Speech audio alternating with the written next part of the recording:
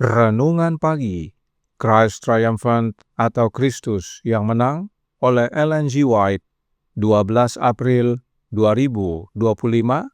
Mari kita berdoa.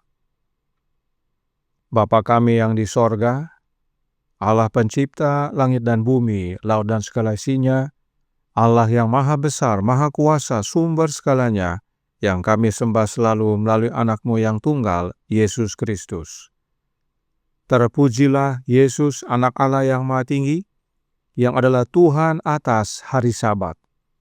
Pada pagi hari ini kami bersyukur boleh bangun dan berbakti dan sebagaimana membaca dan mendengarkan nasihat firman-Mu, kiranya ini menjadi pertobatan bagi kami semua, agar menuruti akan perintah-Mu ya Bapa, khususnya tentang hari Sabat. Beserta kami sepanjang perbaktian ini kehendak-Mu yang jadi. Ampun kami akan dosa dan salah, karena kami berdoa hanya dalam nama Anak Allah yang tunggal, Yesus Kristus, yang adalah Tuhan dan Juru Selamat kami. Amin. Renungan hari ini akan dibacakan oleh Saudara Steve Mandang. Kepada Saudara Steve, kami persilahkan. Selamat pagi, selamat Sabat. Judul renungan pagi hari ini, berapa lama lagi kamu menolak mengikuti segala perintahku? Tanggal 12 April.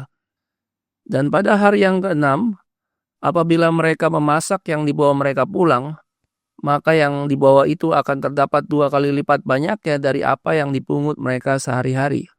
Keluaran 16 ayat 5. Tuhan membiarkan umatnya Israel pergi ke perbudakan Mesir karena mereka tidak berjalan di jalan-jalannya.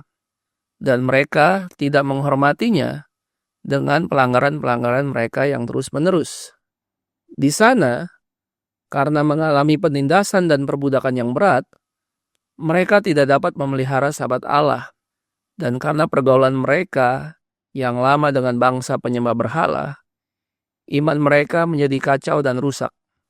Pergaulan dengan orang-orang yang tidak saleh dan tidak percaya akan memiliki pengaruh yang sama terhadap mereka yang percaya kepada kebenaran masa kini. Kecuali mereka selalu menempatkan Tuhan di hadapan mereka, sehingga rohnya akan menjadi perisai mereka.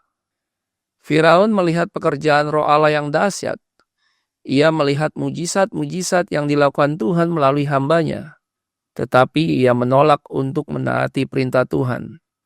Raja yang memberontak itu dengan sombong bertanya, "Siapakah Tuhan itu yang harus kudengarkan firman-Nya untuk membiarkan orang Israel pergi? Tidak kenal aku Tuhan itu, dan tidak juga aku akan membiarkan orang Israel pergi."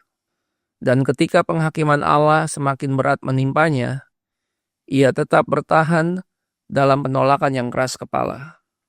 Dengan menolak terang dari sorga, ia menjadi keras dan tidak mudah terpengaruh. Mereka yang meninggikan gagasan mereka sendiri di atas kehendak Allah, yang jelas-jelas dinyatakan berkata, seperti yang dilakukan Firaun, "Siapakah Tuhan itu yang harus kudengarkan firman-Nya?" Setiap penolakan terhadap terang mengeraskan hati dan menggelapkan pemahaman. Dan dengan demikian orang-orang merasa semakin sulit untuk membedakan antara yang benar dan yang salah. Dan mereka menjadi lebih berani dalam menolak kehendak Allah. Tuhan membawa Israel keluar dari Mesir agar mereka dapat memelihara Sabat-Nya, dan Dia memberi mereka petunjuk khusus tentang cara memeliharanya.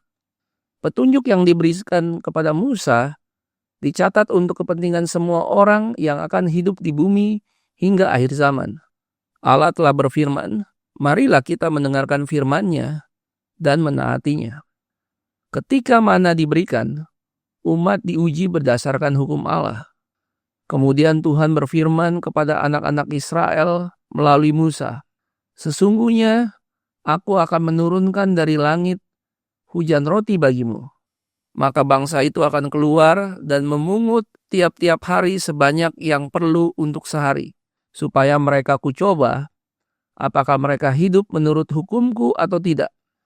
Meskipun ada petunjuk khusus dari Allah ini, beberapa orang tetap pergi mengumpulkan mana pada hari ke-7, tetapi mereka tidak menemukannya. Dan Tuhan berfirman kepada Musa, Berapa lama lagi kamu menolak mengikuti segala perintahku dan hukumku? Agar tidak terjadi kesalahan dalam hal ini, Bapa dan Anak turun ke atas gunung Sinai, dan di sana perintah-perintah hukumnya diucapkan dengan keagungan yang dahsyat di hadapan seluruh Israel. Diambil dari manuskrip 3 tahun 1885. Demikianlah bacaan renungan pagi hari ini. Tuhan Yesus memberkati. Terima kasih atas penatalainan Saudara Steve. Tuhan Yesus memberkati. Selamat pagi, saudaraku dalam Tuhan. Selamat Sabat. Renungan pagi hari ini dikutip dari manuskrip 3 tahun 1885 yang berbicara tentang hari Sabat. Roh Nubuat berkata dalam manuskrip yang sama dalam paragraf 3 berbunyi, Sabat menarik garis pemisah antara kita dan dunia, tidak samar-samar, tetapi dengan warna yang jelas dan tegas. Bagi mereka yang telah menerima terang kebenaran ini, Sabat adalah ujian. Itu bukan tuntutan manusia, tetapi ujian Allah. Itulah yang akan membedakan antara mereka yang melayani Allah dan mereka yang tidak melayaninya. Itu sebabnya kita harus mengabarkan pekabaran malaikat ketiga kepada dunia. Namun, Roh Nubuat berkata, manusia mempunyai pergumulan terus-menerus dengan hatinya sendiri, dengan dunia, dengan kedagingan dan iblis yang selalu berusaha untuk mencampuri hubungan manusia dengan Allahnya. Akhirnya, apa yang terjadi? Manuskrip 3 tahun 1885 paragraf 7 berkata, mereka mengaku memelihara Sabat, tetapi agar bisnis mereka terus berjalan, beberapa hal harus diperhatikan pada hari ke-7. Jika mereka memelihara Sabat dengan ketat, mereka akan menderita banyak kerugian, dan mereka menyatakan bahwa penyimpangan dari perintah yang tepat dapat dimaafkan bagi mereka.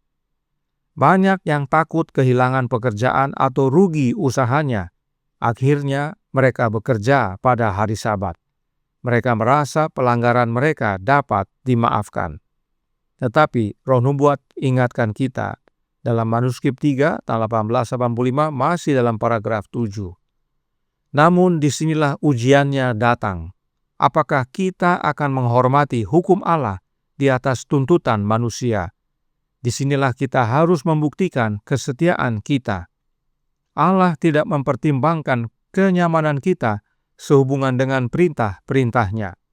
Dia mengharapkan kita untuk menurutinya dan mengajarkannya kepada anak-anak kita seperti yang dilakukan Abraham. Dalam menyatakan hukum-hukumnya, Allah Bapa tidak perlu mempertimbangkan kenyamanan kita. Apakah kita menjadi susah atau tidak?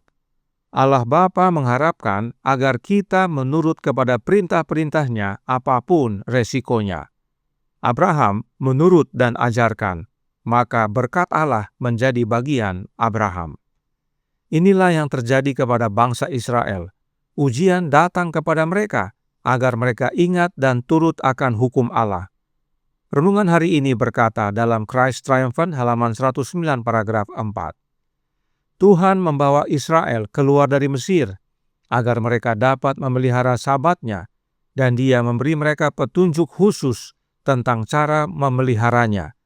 Petunjuk yang diberikan kepada Musa dicatat untuk kepentingan semua orang yang akan hidup di bumi hingga akhir zaman. Allah telah berfirman, marilah kita mendengarkan firman-Nya dan menurutinya. Apakah petunjuk yang harus didengar dan dituruti oleh bangsa Israel agar mengingat bahwa hari ke-7 adalah hari Sabat Tuhan? Dengan menurunkan mana dari sorga. Hari pertama sampai hari ke-5, mana turun cukup untuk keperluan satu hari. Jika memungut lebih dari kebutuhan, maka akan busuk. Tetapi pada hari ke-6, bangsa Israel dapat memungut lebih, yaitu untuk 2 hari. Sebab pada hari ke-7, mana tidak turun. Dan meskipun lebih, tidak akan busuk. Tetapi ada saja orang yang anggap enteng perintah Allah tentang hari Sabat, dan melakukan apa yang mereka mau lakukan. ada dari bangsa Israel yang pada hari Sabat keluar untuk memungut mana, tapi mereka tidak mendapatkannya. Sebab Allah telah berfirman, pungut 2 kali lipat pada hari ke-6, karena hari ke-7, hari Sabat, tidak ada mana turun. Namun ada saja yang tidak menuruti perintah Allah. Itu sebabnya renungan hari ini berkata, berapa lama lagi kamu menolak mengikuti segala perintahku dan hukumku? Keluaran 16 ayat 28. Oleh karena kondisi tersebut, Roh Nubuat berkata dalam manuskrip 3 tahun 1885 paragraf 13. Agar tidak terjadi kekeliruan dalam perkara ini, yaitu tentang hari Sabat, Bapa dan Anak turun ke Gunung Sinai, dan di sanalah perintah-perintah hukumnya disampaikan dengan keagungan yang dahsyat di hadapan seluruh Israel. Inilah yang terjadi pada waktu Allah memberikan 10 hukum kepada Musa. Mengapa Bapa dan Anaknya yang harus menjelaskannya kepada Musa dan bangsa Israel? Sebab Allah Bapalah dan Anaknya yang menciptakan seluruh alam semesta dan menciptakan hari Sabat, serta tahu apa yang harus dilakukan pada hari Sabat. Itu sebabnya Roh Nubuat berkata dalam The Desire of Ages halaman 769 paragraf 2. Pada mulanya Bapa dan Anak beristirahat pada hari Sabat setelah mereka, yaitu Bapa dan Anak, menyelesaikan pekerjaan penciptaan. Demikianlah diselesaikan langit dan bumi dan segala isinya. Kejadian 2 ayat 1. Sang Pencipta dan semua makhluk sorga bergembira merenungkan peristiwa yang mulia ini.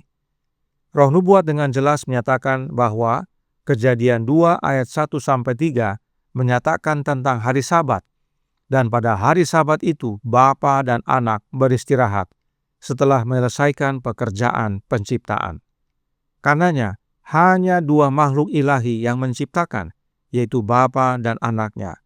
Itu sebabnya hanya 2 makhluk ilahi yang turun di Gunung Sinai, yaitu Bapa dan Anaknya, saat menyatakan tentang hari Sabat kepada Musa dan bangsa Israel.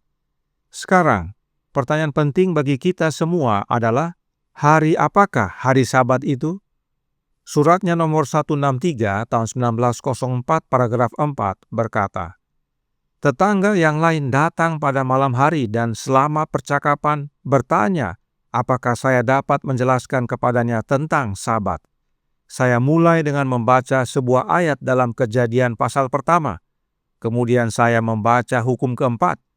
Ketika saya membaca hukum keempat tersebut, mereka berkata, ya, tetapi hari Minggu adalah hari ke-7.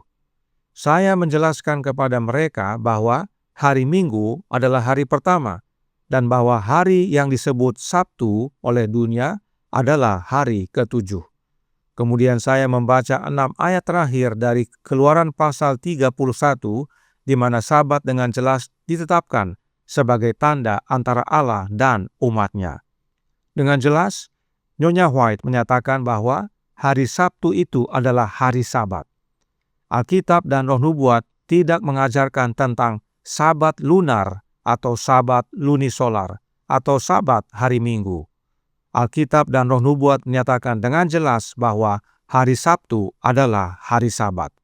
Itu sebabnya Roh Nubuat berkata dalam Testimonies for the Church volume 6 halaman 354 paragraf 4. Tuhan memberitahu mereka bahwa pekerjaan ini harus dilakukan pada hari Jumat, hari persiapan. Ini adalah ujian bagi mereka. Tuhan ingin melihat apakah mereka akan menguduskan Sabat atau tidak. Hari persediaan inilah hari ke-6, di mana bangsa Israel memungut mana 2 kali lipat dan memasaknya pada hari ke-6. Semua persiapan hari Sabat dibereskan pada hari ke-6, yaitu hari Jumat. Karenanya jelas bahwa hari Sabat adalah hari Sabtu, hari ke-7, dan marilah kita semua menuruti firman Allah dan perintahnya dengan setia, khususnya tentang hari Sabat, apapun resikonya. Sebab Tuhan peliharakan. Tuhan memberkati, saya bawa dalam nama Yesus. Amin. Mari kita berdoa. Bapa kami yang di sorga, Allah pencipta langit dan bumi, laut dan segala isinya, Allah yang maha besar, maha kuasa, sumber segalanya, yang kami sembah selalu melalui anak-Mu yang tunggal, Yesus Kristus. Terima kasih atas nasihat yang menguatkan serta mengamarkan bagi umat-umat Allah, baik yang telah memelihara Sabat maupun yang belum, bahwa hari Sabat Engkau ciptakan bagi kami semua umat manusia dan memelihara sesuai dengan perintah-perintah-Mu. Karenanya tolong kami ya Bapa, karuniakanlah roh anak-Mu dalam hidup ini, sebab hanya dengan memiliki roh Kristus kami dapat menuruti hukum-Mu dengan sempurna dan memelihara hari Sabat sesuai dengan kehendak-Mu. Tolong kami ya Bapa, karena banyak daripada kami yang bergumul oleh karena tekanan pekerjaan, tuntutan pekerjaan, serta tuntutan usaha yang membuat akhirnya tidak setia untuk pelihara hari Sabat. Dan biarlah melalui pekabaran ini kami bertobat. Beserta kami sepanjang hari ini kehendak-Mu yang jadi, ampun kami akan dosa dan salah kami, karena kami berdoa hanya dalam nama Anak Allah yang tunggal, Yesus Kristus, yang adalah Tuhan dan Juru Selamat kami. Amin.